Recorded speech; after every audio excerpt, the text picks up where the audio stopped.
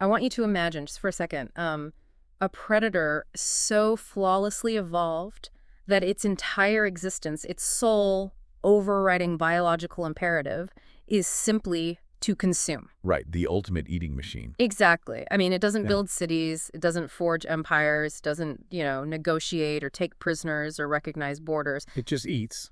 It just eats. It strips entire planets down to the bedrock, Yeah. drinking the oceans, absorbing the atmosphere. Repurposing every single strand of DNA it finds into fuel for its endless swarm. Yeah. Right. So take that ultimate perfect biological machine, and now imagine what happens when it encounters prey made of pure metaphysical energy. Oh, wow.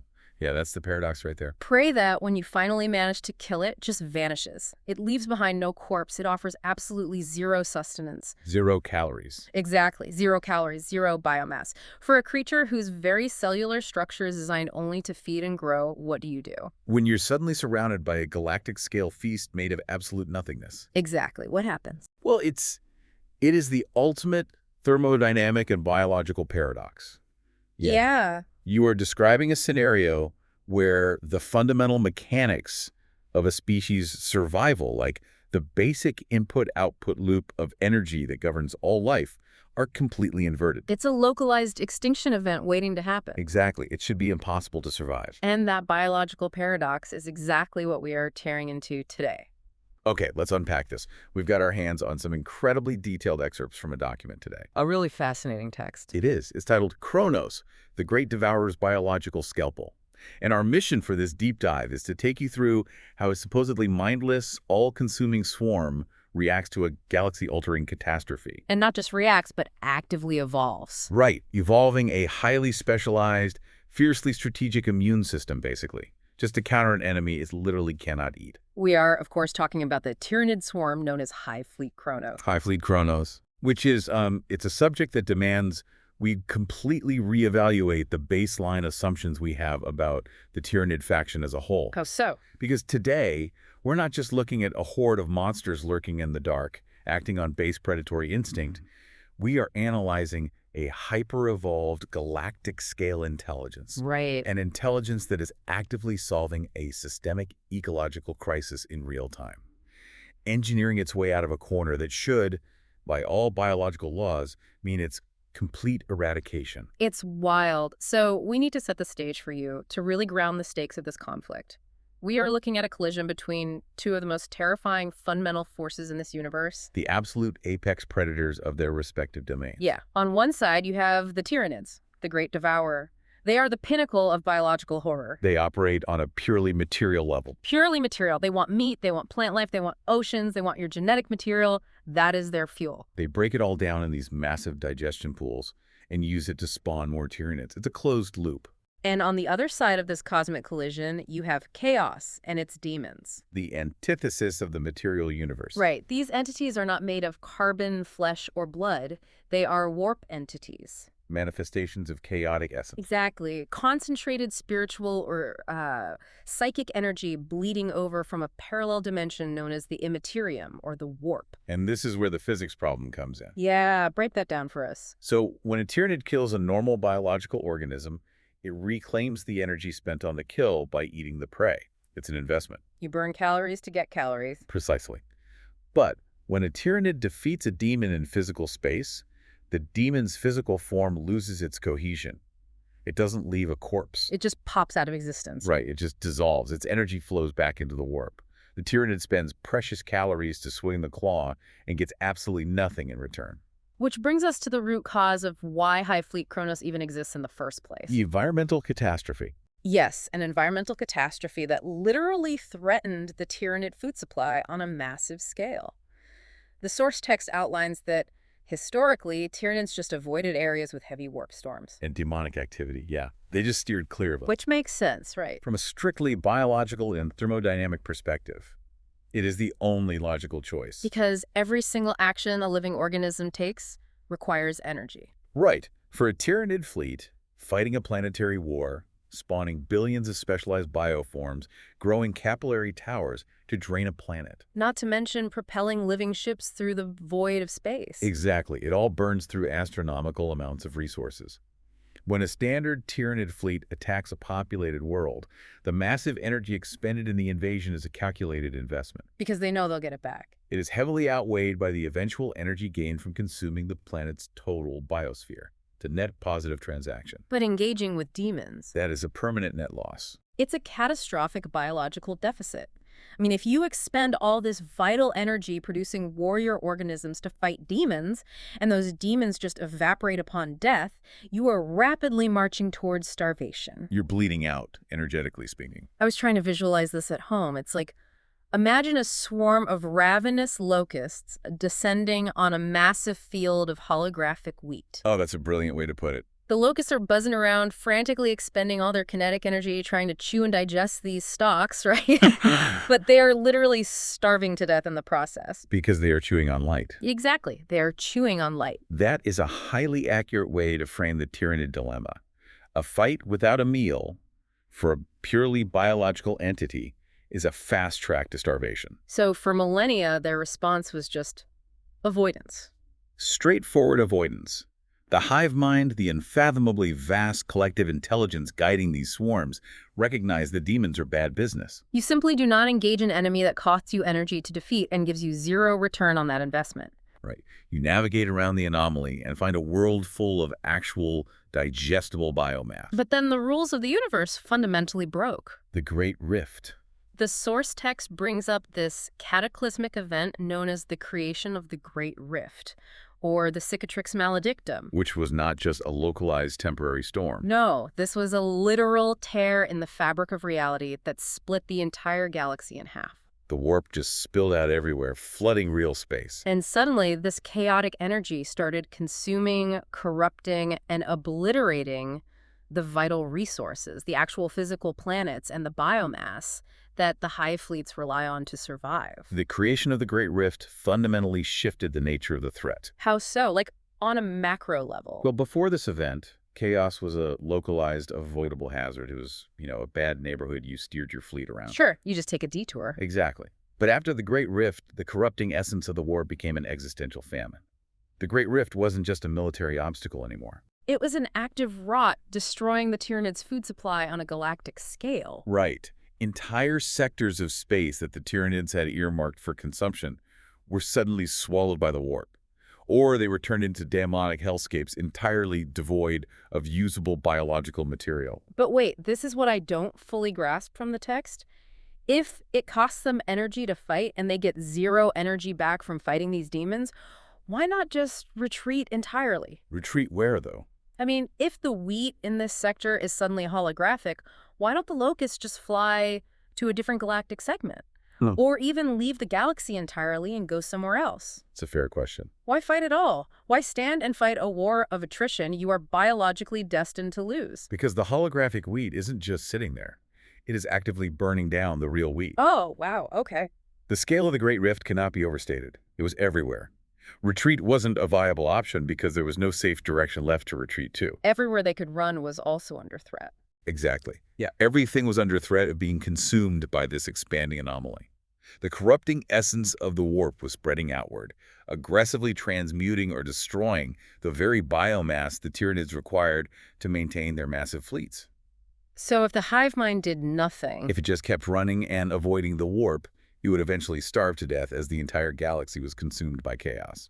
Avoidance was no longer a survival strategy. It was a slow death sentence. So the ultimate predator is trapped. The most successful biological organism in the universe is suddenly backed into a corner by an enemy that breaks all the rules of physics and biology. Precisely. And this is where we witness the terrifying cold brilliance of the hive mind. It didn't just panic? No. It didn't blindly throw its standard melee-focused swarms into a meat grinder of starvation. Right, because that would just accelerate the starvation. Exactly. It recognized the systemic nature of the threat and engineered a bespoke, highly specialized solution. It didn't just adapt a few organisms. It birthed an entirely new fleet from scratch. Hive Fleet Kronos. A fleet specifically designed, down to its genetic code, to be the anti-chaos protocol. Which brings us to how they actually fight. Because if physical combat against energy beings is highly inefficient, Kronos doesn't fight them like a normal army would. Not at all. We are shifting now to this incredibly bizarre concept of weaponizing nothingness. According to the document, Kronos attacks its enemy not primarily with claws and teeth, but on a spiritual, metaphysical, psychic level. The biological engineering here reaches a level of sophistication that is genuinely staggering. The source text highlights that Kronos utilizes an apex psychic weapon. The shatter and the warp. Yes, the shadow and the warp. Now, it's important to clarify that all Tyranid fleets generate a baseline version of this shadow just by existing. Right, just from being there. Think of it as the massive psychic static generated by trillions upon trillions of alien minds communicating simultaneously across the synaptic web of the hive mind. Like a crowded room where everyone is shouting at once. Exactly.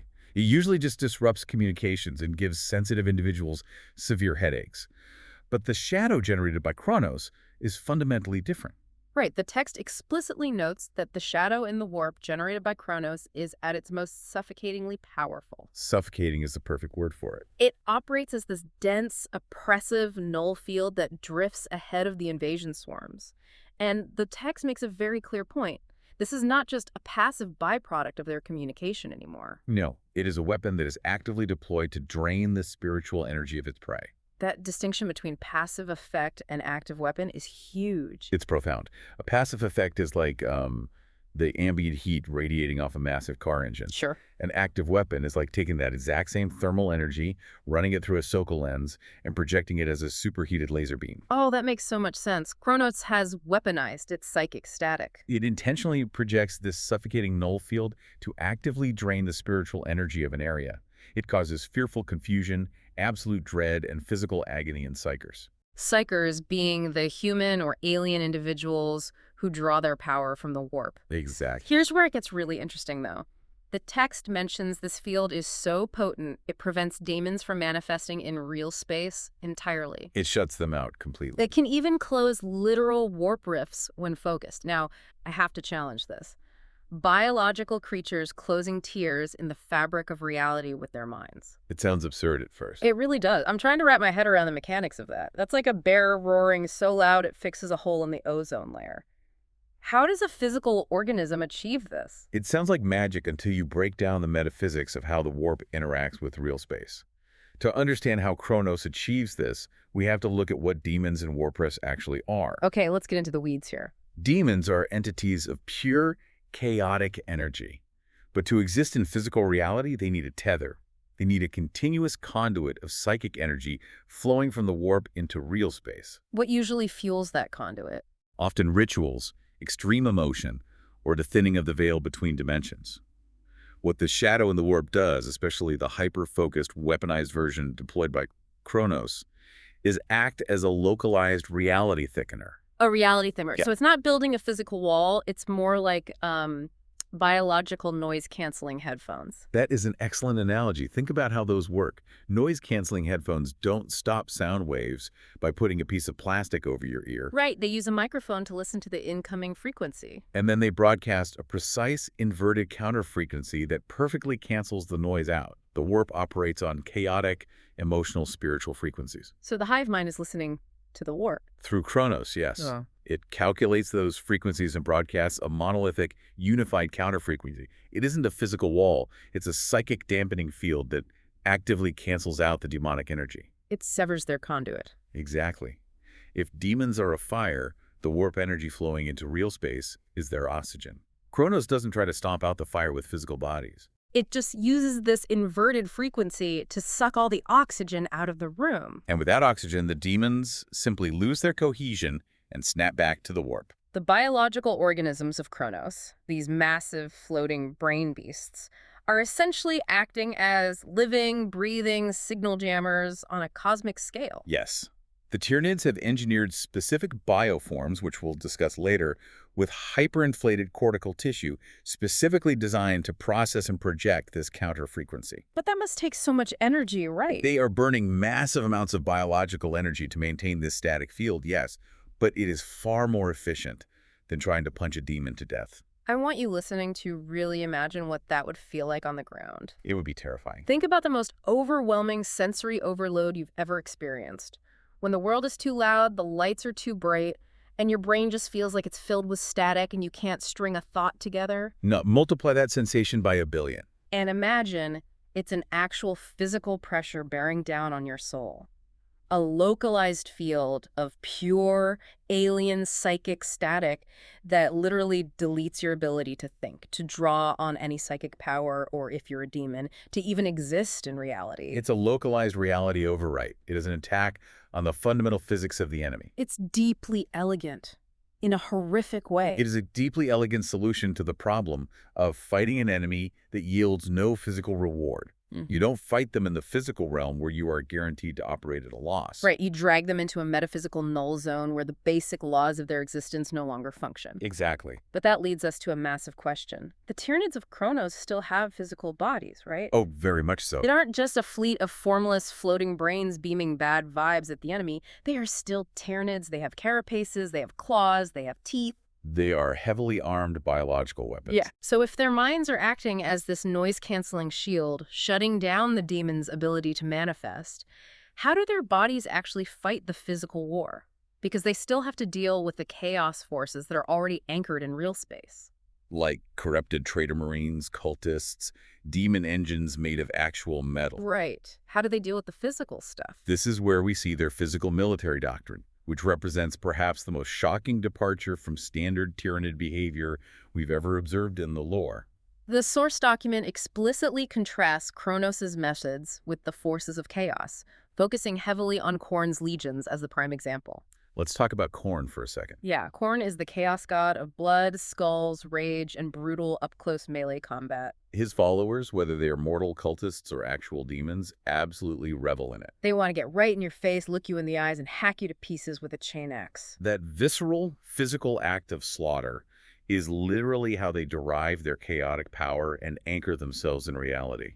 Chaos fundamentally feeds on emotion. And Khorne feeds specifically on rage. Yes, on the visceral horror, the unchecked rage, and the literal bloodlust of close-quarters combat. So normally, a Tyranid swarm would be a dream come true for them. Exactly. Typical Hive fleets rely on overwhelming numbers of melee organisms.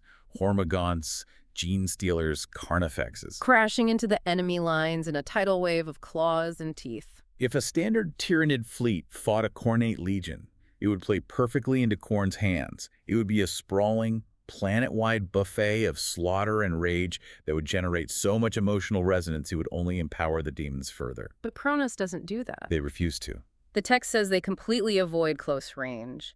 They flat out refuse to answer the charge. Instead, they rely on organic missiles and biological artillery. Which requires an unbelievable level of tactical discipline. Let's look at the mechanisms here. By refusing to engage in melee combat, Kronos is deliberately denying chaos the very emotional and physical sustenance that fuels them. They don't cluster up in massive swarms waiting to be slaughtered in glorious melee.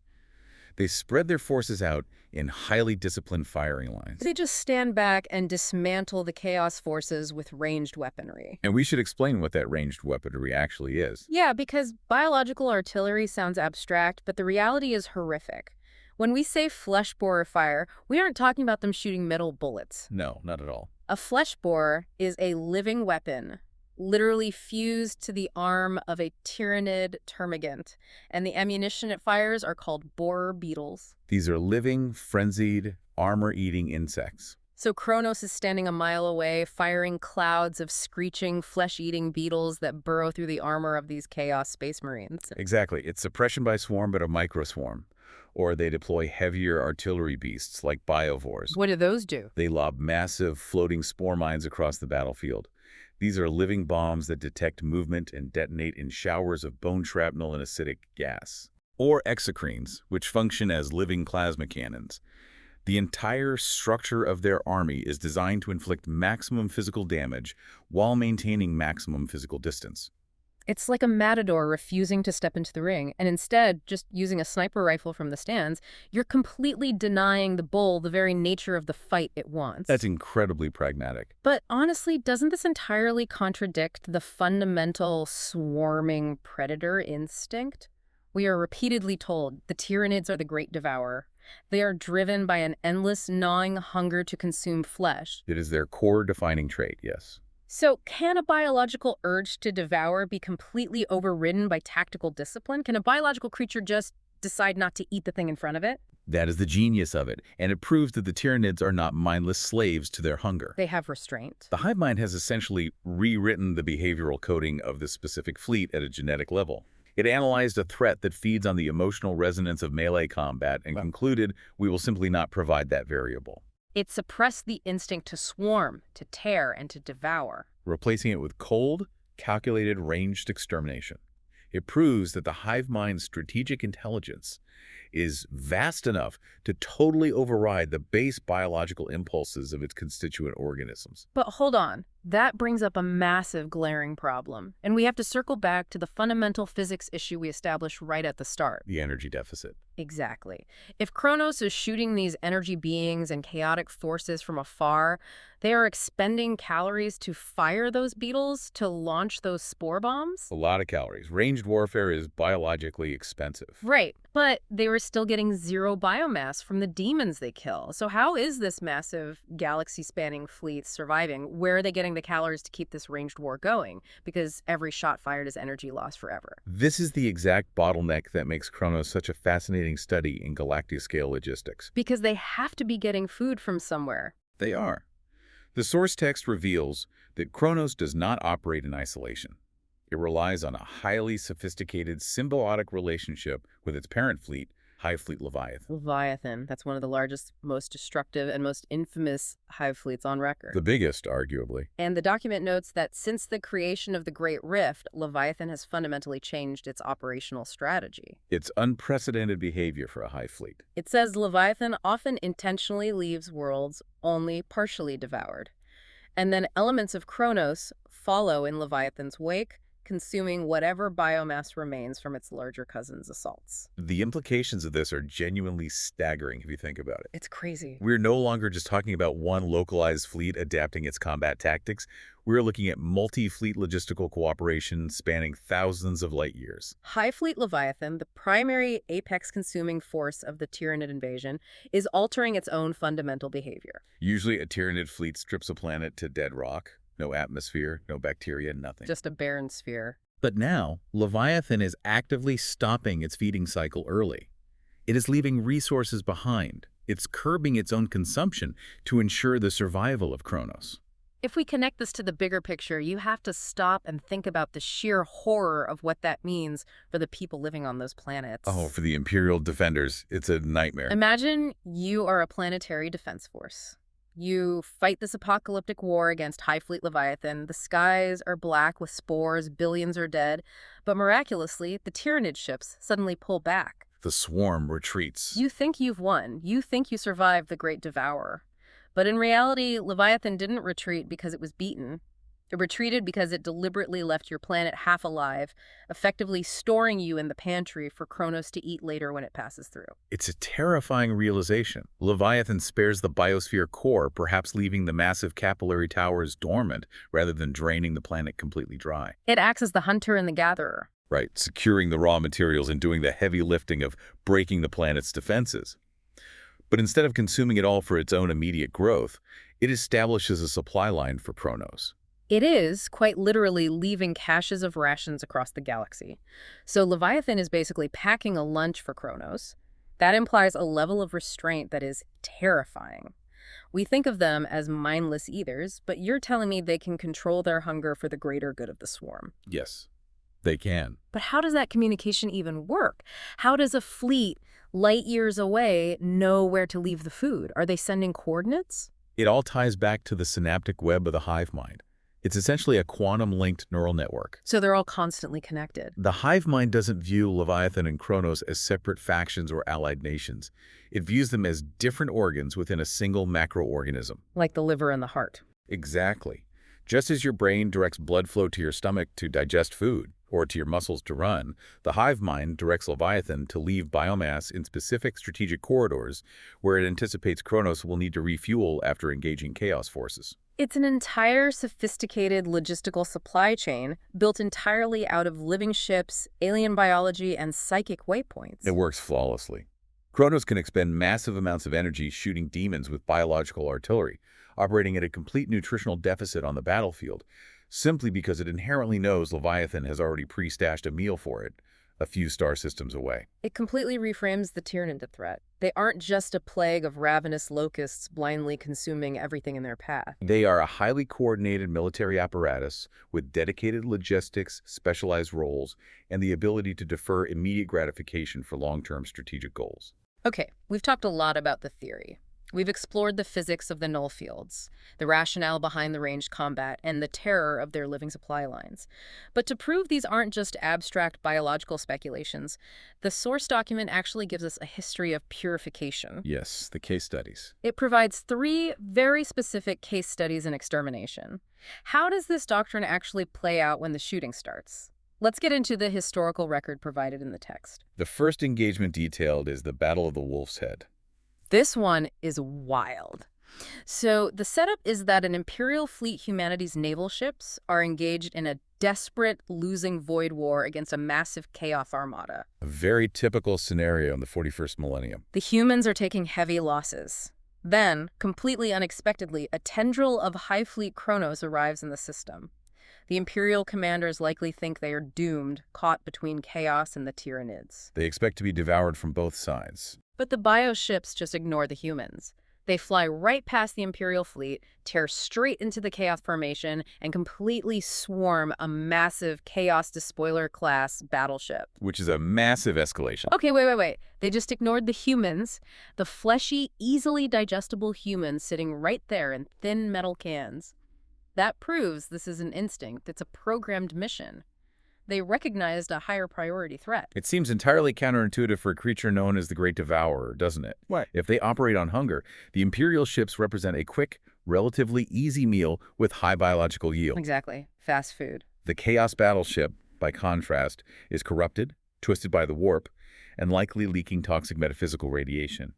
But their actions perfectly align with Kronos' specific programmed mandate. The humans are just biomass. They are just a meal. But the Chaos Armada represents the corrupting essence of the warp. The existential threat to the Tyranids' overall survival. By completely bypassing the easy meal to relentlessly attack the Chaos battleship, they demonstrated target prioritization based on strategic threat, not hunger. They are acting exactly like an immune system. A white blood cell will ignore perfectly healthy tissue to attack a lethal virus, even if the virus is harder to destroy. That's a perfect comparison. The hive mind calculated that the Imperial fleet posed no threat to its galactic food supply, whereas the Chaos Armada did. Exactly. Now, the second engagement, the second Battle of Shadowbrink, takes us from void warfare down to the planetary surface, demonstrating their specialized ground combat doctrine in action. Kronos descends on a world that is already erupting with a massive demonic incursion, and we see exactly how they deploy their specialized assets in a combined arms approach. The text mentions very specific Tyranid bioforms here, maliceptors and zoanthropes. For those who don't know, these are the highly specialized psychic organisms, right? They look like massive floating brains with armored plating. Right, and it says these psychic beasts lead the charge, focusing the shadow and the warp to close the actual dimensional rifts, while the Kronos gunlines banish Khorne's legions. Let's break down the mechanics of how that ground war actually looks. Here you see the active, tactical weaponization of nothingness we discussed earlier, deployed on a battlefield scale. The null field in action. Yes. The psychic organisms, the maliceptors and zoanthropes, aren't just hanging back supporting the infantry, they are the primary tactical instrument. They physically push forward into the demonic lines. They are the vanguard. They're overloading their own cerebral cortexes, projecting that suffocating null field to literally seal the dimensional tears in reality, cutting off the demonic reinforcements at the source. And while they're essentially suffocating the rifts, the gun lines are doing their work. Thousands upon thousands of termagants and exocrines are systematically laying down overlapping fields of biological artillery. It's surgically precise. The psychic organisms act as the dampening blanket, cutting off the oxygen from the warp, and the artillery snuffs out the remaining demons trapped in real space. It neutralizes the enemy's strength entirely. I just think about the sheer frustration of those Khornate demons.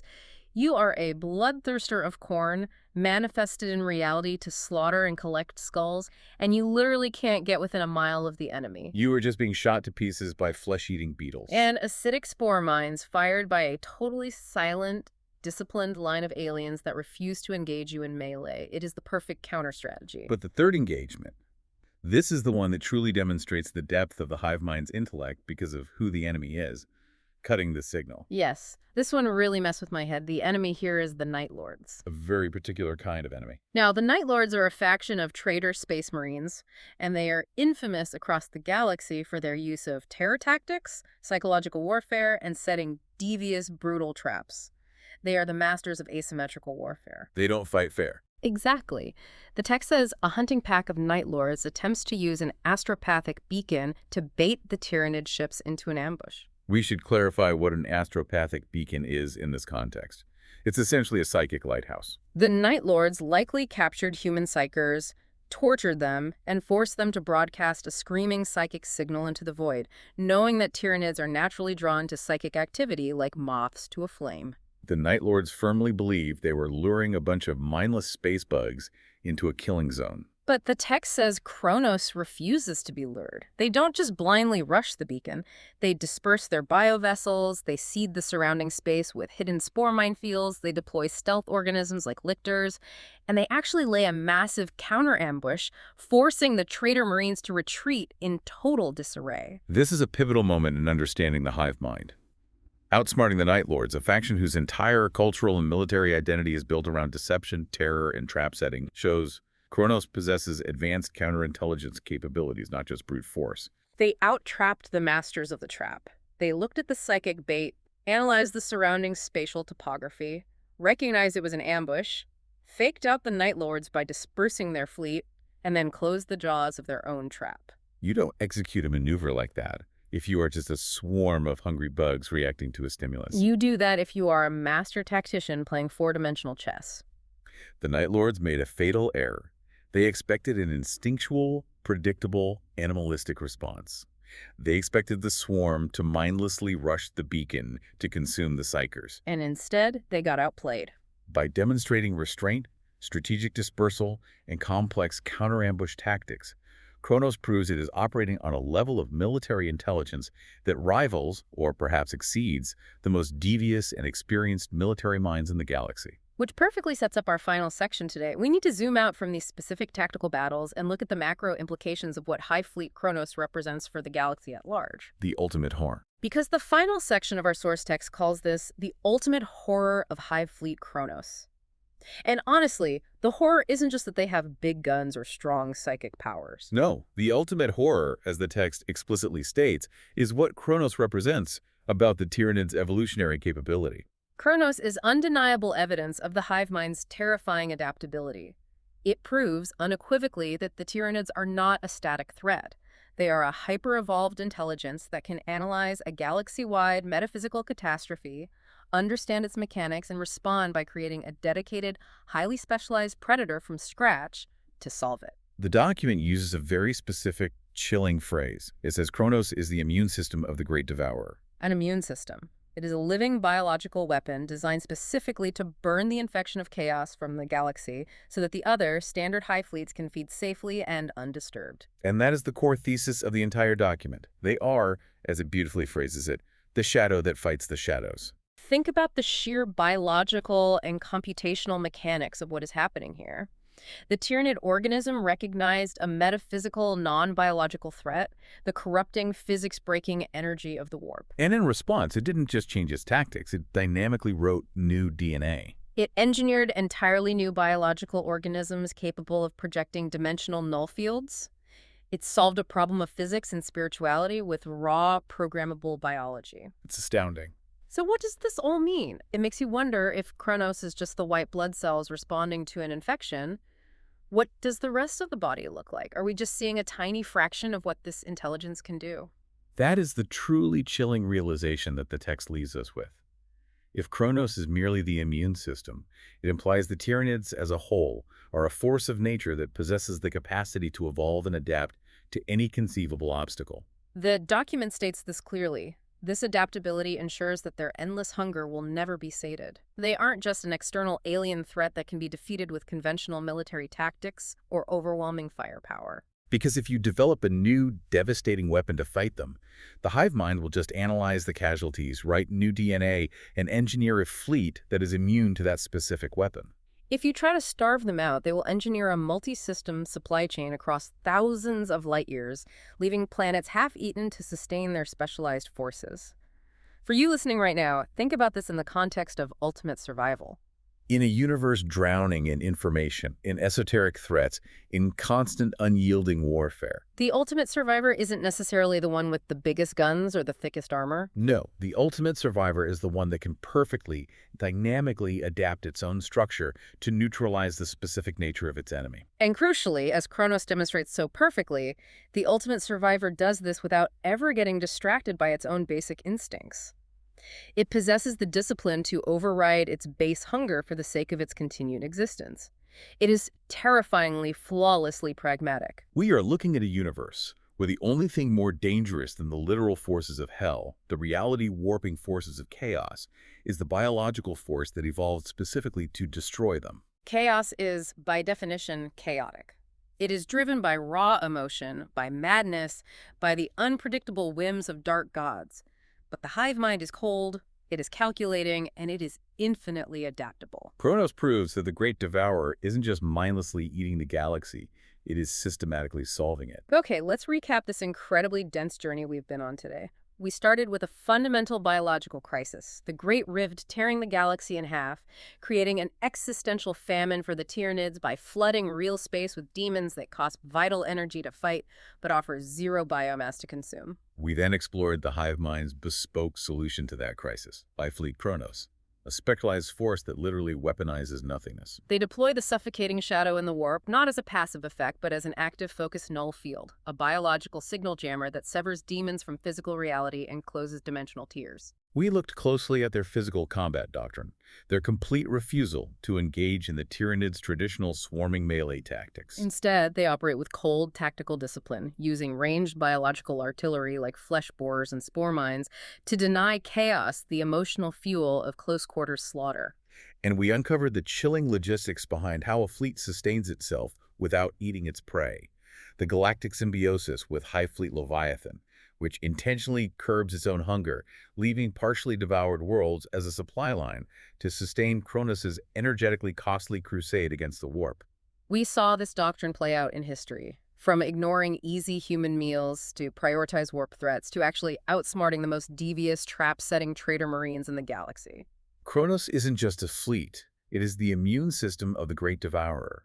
It is the shadow that fights the shadows. It fundamentally changes our entire understanding of the Tyranid threat. It proves them to be a hyper-evolved, strategically brilliant intelligence capable of solving systemic, metaphysical, ecological crises on a cosmic scale. Truly a terrifying prospect. Which leaves us with one final, deeply unsettling thought before we wrap up this deep dive. If the hive mind can engineer an entire specialized fleet to weaponize nothingness just to defeat an enemy made of uneatable energy, what kind of biological horror would it spawn if it encountered a force that could actually eat the Tyranids? I want you to mull that over. Thank you for joining us on this deep dive into the darkness of the 41st millennium. Stay curious, keep questioning the universe around you, and we'll catch you on the next one.